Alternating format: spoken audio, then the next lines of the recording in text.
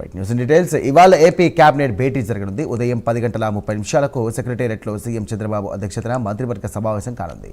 అమరావతిలో పలు నిర్మాణాలకు పాలనా అనుమతులు ఇవ్వనుంది సర్కార్. అమరావతి సెక్రటేరియట్, జేఏడీ, హెచ్ఓడీ టవర్లు నిర్మాణంలో ఫాసెడ్ గ్లౌజింగ్ అలాగే క్లౌడింగ్ పనులు కూడా చేపట్టేందుకు 2,540 కోట్లను సర్కార్ ఇవ్వనుంది. క్వాంటమ్ వ్యాలీలో ట్విన్ టవర్ల నిర్మాణానికి మంత్రివర్గం ఆమోదం తెలపనుంది. 1,208.41 కోట్లతో అమరావతిలో ట్విన్ టవర్ల నిర్మాణం చేపట్టనున్నారు. అమరావతిలో వివిధ సంస్థలకు భూ కేటాయింపులకు సంబంధించి కేబినెట్ ఆమోదం తెలపనుంది. ఇక 60వ సిఆర్డీఏ అథారిటీ సమావేశంలో వివిధ అంశాలకు ఆమోదం తెలపనున్నారు.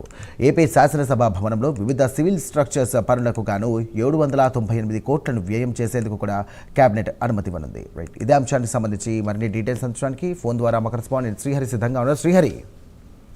రైట్ సాయి, నేడు ఉదయం 10:30కు ఏదైతే ఏపీ కేబినెట్ అయితే భేటీ కానుంది. అయితే దీంట్లో రాష్ట్ర సచివాలయంలో సీఎం చంద్రబాబు అధ్యక్షతన ఏదైతే రాష్ట్ర మంత్రులు, కూటమి మంత్రులు ఎవరైతే ఉన్నారో అందరూ కూడా 60వ సిఆర్డీ అథారిటీ సమావేశంలో వివిధ అంశాలకు కూడా ఆమోదం తెలపబోతున్నారు. అయితే ప్రధానంగా అమరావతిలో క్వాంటమ్ వ్యాలీ ఏదైతే ట్విన్ టవర్ల నిర్మాణానికి సంబంధించి 1,208.41 కోట్ల వ్యయం చేసేందుకు ఆమోదం కూడా కేబినెట్ ఈ రోజు అయితే ఆమోదం తెలపనుంది. దీంతో పాటు అమరావతి సచివాలయ జిఏడి, హెచ్ఓడి టవర్లు ఏవైతే ఉన్నాయో వీటన్ని టవర్ల నిర్మాణం, అదేవిధంగా ఏదైతే వీటన్నిటికీ సంబంధించిన పనులు చేపట్టేందుకు గాను 2,540 కోట్ల వ్యయాన్ని కూడా ఖర్చు చేసేందుకు ఈ రోజు కేబినెట్ అయితే ఆమోదం తెలపబోతుంది. దీంతో పాటు ఏపీ శాసనసభ భవనంలో వివిధ సివిల్స్ ఏదైతే స్ట్రక్చరల్ పనులు గాను 798 కోట్ల రూపాయల వ్యయాన్ని కూడా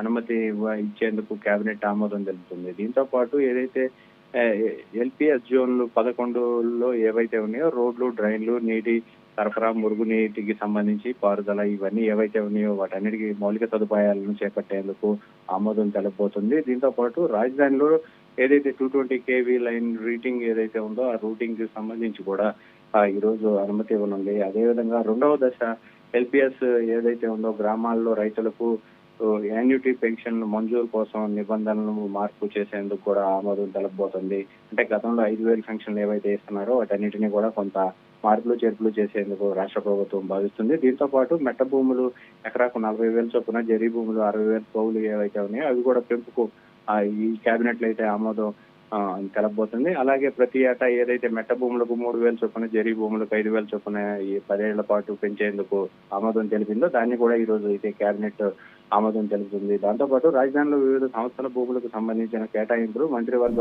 ఉపసంఘం చేసిన ఏదైతే సిఫారసు ఉందో సిఆర్డీ అథారిటీ కూడా దీనికి ఆమోదం తెలిపేందుకు ఈ రోజు కేబినెట్ సమావేశంలో అయితే చర్చకు రానుంది. దీంతో పాటు కేంద్ర రంగ ప్రభుత్వం ఏవైతే ఉన్నాయో వీటన్నిటికీ కూడా ఫైనాన్షియల్ గా డిస్ట్రిక్ట్ ఏదైతే ఉందో అమరావతిలో దాంట్లో 1.78 ఎకరాల భూమిని కేటాయించేందుకు ఆమోదం. దాంతో పాటు నారాయణ ఏదైతే స్వామినారాయణ గురుకుల్ ఇంటర్నేషనల్ స్కూల్ కి సంబంధించి దానికి కూడా 4.23 ఎకరాల భూమిని కూడా కేటాయించేందుకు ఆమోదం తెలుపుతుంది. దీంతో పాటు అగ్నిమాపక శాఖ ఏదైతే అంటే ఇంత పెద్ద సిఆర్డీఏ పరిధిలో ఉన్న అగ్నిమాపక శాఖకు కూడా 2 ఎకరాల భూమిని కేటాయించేందుకు ఆమోదం తెలుపుతుంది. దీంతో పాటు డిఏవి పాఠశాలలు నెక్కలు వద్ద ఏర్పాటు చేసేందుకు 3 ఎకరాల భూమిని కేటాయిస్తూ దాంతో పాటు ఆఫ్కాప్ రాయపూడిలో 0.49 ఎకరాలను కేటాయించేందుకు ఆమోదం తెలుపుతుంది. Business reform the year 2025 award అందుకున్న సీఎం చంద్రబాబుకు అభినందనలు కూడా కేబినెట్ లో మంత్రులందరూ కూడా అభినందనలు తెలిపే అవకాశం ఉంది. దీంతో పాటు రాష్ట్రంలో డీజిల్ సమస్య ఏదైతే ప్రస్తుత పెట్రోల్ డీజిల్ కొరతల సమస్య పైన కూడా ఆయన కూలంకుషంగా నేతలతో చర్చించే అవకాశం ఉంది. దాంతో పాటు ఏవైతే పలు సంస్థలు ఉన్నాయో వీటన్నిటికీ కూడా భూ కేటాయింపులకు ఆమోదం తెలపబోతుంది.